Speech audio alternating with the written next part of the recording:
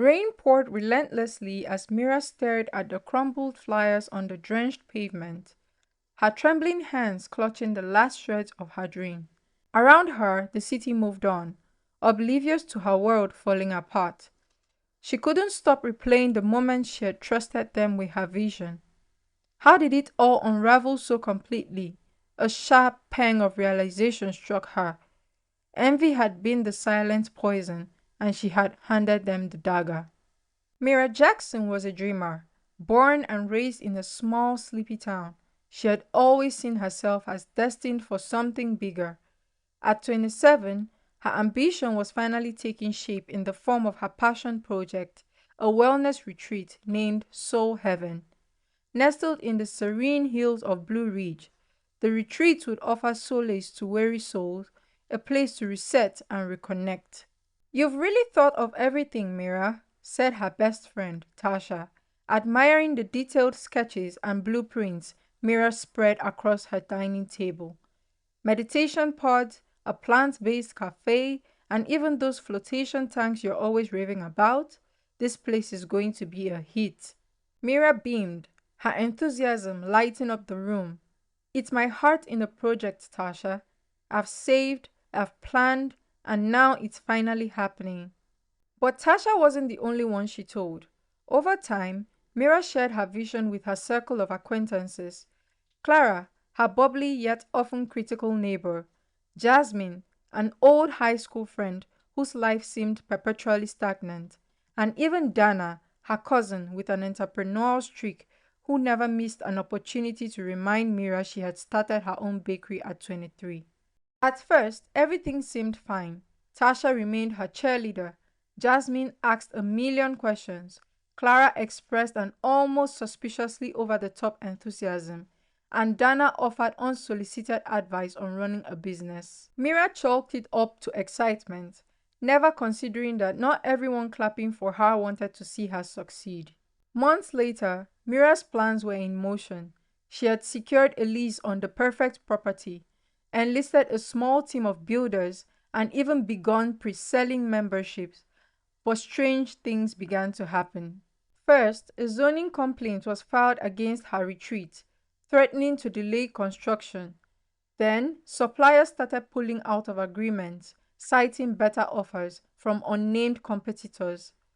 Mira dismissed this as mere coincidences until the day she received an anonymous email. The message was brief but devastating. "Your project is doomed. You trusted the wrong people." Shaken, Mira's mind raced through possibilities. Tasha? Impossible. Jasmine? She'd never. Clara? She'd been nosy but supportive. And Dana? Her cousin had ambition but not malice, right? Mira decided to confront Dana first. She arranged to meet her at a cafe. "Dana, I've been having issues with my retreat." Mira began carefully. "Strange targeted issues. And I can't help but wonder if someone I trusted might have, I don't know, shared my plans with the wrong people." Dana's eyes widened. "Are you accusing me?" she asked, her voice rising. "I'm just trying to find out what's going on," Mira said, taken aback by the defensive tone. "You're the only one in my circle with business experience." Dana scoffed. "Oh, so now I'm a suspect because I know how to run a business? Unbelievable. Maybe your problem is trusting too many people with big mouths." Though Mira left the conversation with no solid answers, Dana's parting comment haunted her.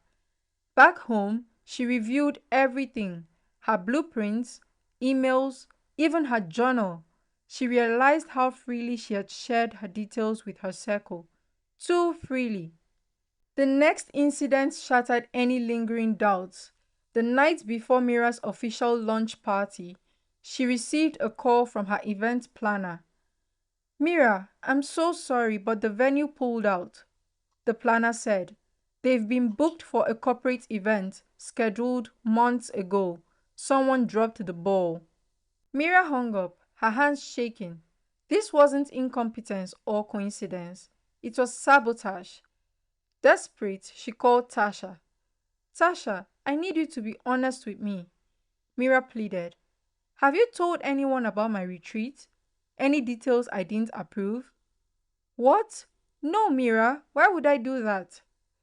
Tasha sounded hurt, but Mira pressed on. I have to ask, Tash. Everything is falling apart, and I don't know who to trust. There was a pause before Tasha responded. I get it, but you know me better than that. Whoever is doing this, it's not me. Still, doubt lingered. As Mira pieced together the fragments, she noticed a disturbing pattern. Jasmine had a habit of prying into sensitive details. Clara had once accidentally forwarded an email meant for Mira to a third party, and Dana's bakery, it had struggled to gain traction in its first year, leaving Dana resentful of Mira's pre-launch buzz. Then came the final blow. Mira's contractor abruptly quit, leaving the retreat unfinished. Sorry, Mira, he said, avoiding her eyes. Someone is offering me a bigger contract, and I can't pass it up. By now, Mira was unraveling. She confronted Jasmine, who cried and denied any involvement. She questioned Clara, whose overly defensive demeanor only fueled Mira's suspicions. And Dana, she had gone radio silent. In a last-ditch effort, Mira hired a private investigator. 2 weeks later, she received the report. The findings were damning. Clara had leaked her zoning plans.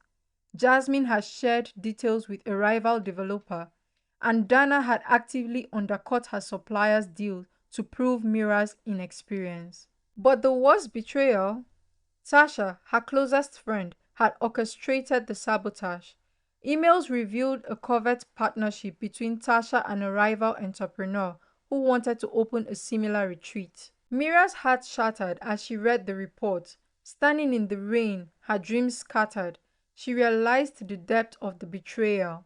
Yet, even in her lowest moment, a fire sparked within her. She wouldn't let envy win. The story of Soul Heaven wasn't over. They may have ruined my plans, she whispered, but they won't ruin me.